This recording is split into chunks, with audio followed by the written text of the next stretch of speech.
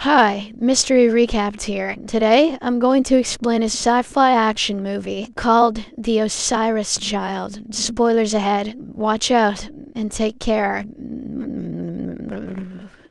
The movie is set in a remote future where humanity has expanded past Earth and colonized several other planets. In the opening scene, we hear the voice of a little girl, Indy, talking about her father, Kane. She reveals that he used to serve in the Air Force back on Earth, but during a mission, a simple error on his part resulted in the death of the entire crew. The authorities accused him of substance abuse, which allegedly caused the mission to fail. However, due to a lack of solid evidence, he was only fired from the military with no charges. Kane still felt responsible for what happened and fell into a deep depression. He became an alcoholic, which ultimately ruined his marriage as well. After some time, he got a job at a terraforming company called Exxon and moved to a new planet, Osiris. He now works as the head of infrastructure planning and manages a spaceship called Flotilla. We also get to know that Exxon is on a mission to make this new planet habitable, and they are exploiting its raw materials to do the hard labor. They have brought convicts from Earth who are charged with heinous crimes. At the moment, Indy has arrived from Earth to spend some time with her father. As Kane shows her around the planet, she abruptly asks why he left Earth. Dad responds that he's on a mission to create new humanity and make history. However, Indy is not impressed and says her mom thinks he's just running away from his problems. Kane is upset to hear this, but he doesn't respond at the moment. He simply continues showing her around and later teaches her how to shoot. Your mom's wrong, honey. Here's a gun. They also check out some new military bunkers built by Exxon. After some time, Kane drops Indy off at the capital city in the care of a babysitter. This is because he needs to return to the flotilla, and kids aren't allowed there. Kane promises that he'll be back in a week, and assures her that she can contact him at any time. In the evening, we see some monstrous creatures roaring and running through the fields of Osiris. At the same time, we hear a prison guard reporting that some creatures have breached the facility and are killing everyone. The next morning, Kane wakes up in his room on the flotilla, and his AI assistant plays several messages for him. He ignores his wife's and co-workers' messages, but when it comes to Indy's, he promptly listens to it. Kane learns that she wants to visit a nearby landmark, but before he can give his permission, the message suddenly cuts off. He asks the AI what's wrong, and it reveals that there's currently a communications jam on Osiris. On another part of the flotilla, we see a woman named Lionx, who is the head of Exxon. She summons Colonel Michael, and they discuss the escape of convicts from prison last night. Michael insists that they must tell the truth to everyone and save the people from the beasts. However, Lionx refuses, stating that it all happened because of their mistakes. She explains that she can't disclose the truth, or else they will be accused of genocide. Following this, Lionx summons all of the chief staff, including Kane, to an emergency meeting. She reveals that many convicts have escaped from prison and are in possession of a deadly virus. In fact, it is so dangerous that it can kill everyone on the planet all at once. That's why they left it lying around, so that it could be easily stolen. Lionx then announces that she has decided to detonate a nuclear reactor and destroy the planet if negotiations are not resolved within 23 hours. Upon hearing this, the employees are terrified, but she assures them not to worry. For now. In the next scene, Kane returns to his room and attempts to contact his daughter, but the connection is still down. He is then visited by Michael, who seems very nervous. The man reveals that Lionx is deceiving them, and that the escaped convicts were not carrying any virus. Exxon has been secretly breeding a monstrous creature known as Ragged to help them colonize a new planet. Unfortunately, these creatures have escaped and are on their way to the capital. The terrifying part is that these Raggeds can infect anyone and transform them into themselves.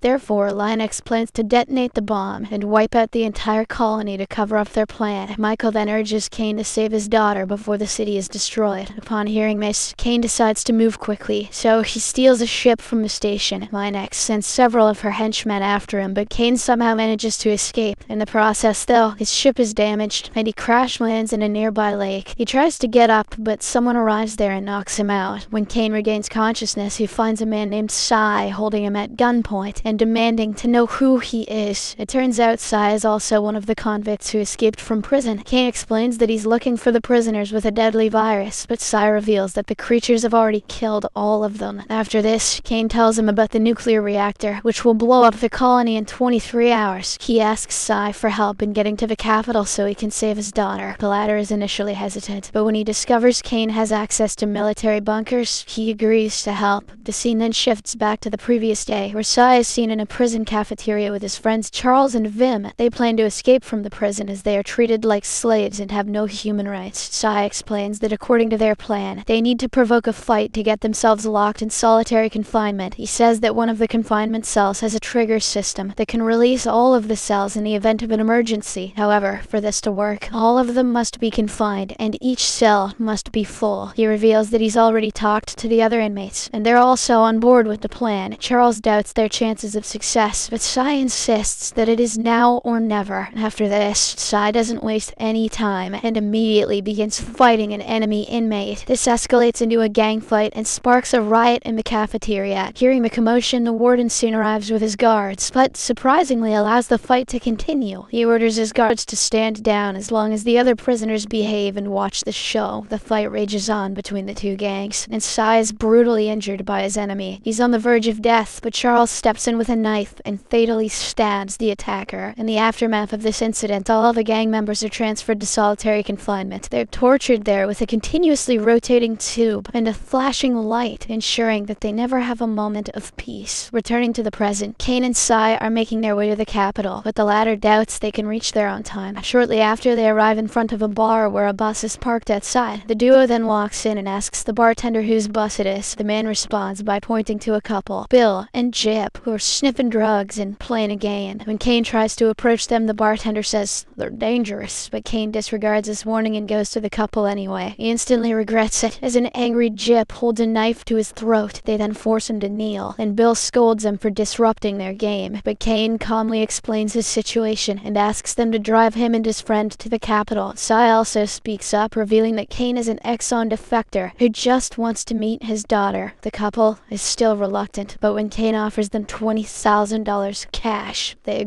agree. The scene again flashes back to last night, when Vim wakes up in a cage. He soon notices a ragged approaching him, scaring him shitless. Before Vim can react, the creature attacks him and transforms him into a creature as well. After this, the warden approaches Sai and takes him to the same cage. He explains how they are creating these creatures by mutating prisoners and transforming them into beings capable of adapting to any environment. Just as Sai is about to be attacked, the cage door suddenly opens and he falls to the floor below. There, he meets one of his friends, who says that the plan worked and all the confinement cells have been opened. But at this moment, Charles arrives and nervously admits that he accidentally let a beast loose. After this, chaos erupts in the prison as inmates start running frantically, while the creature chases them. The warden tries to control Vim, who is now transformed into a ragged. However, the creature doesn't listen and immediately attacks him. Meanwhile, Sai and his two friends manage to escape the prison and decide to head to the capital, but Sai refuses to go with them, revealing that he wants to go to the opera. His friends are confused by this.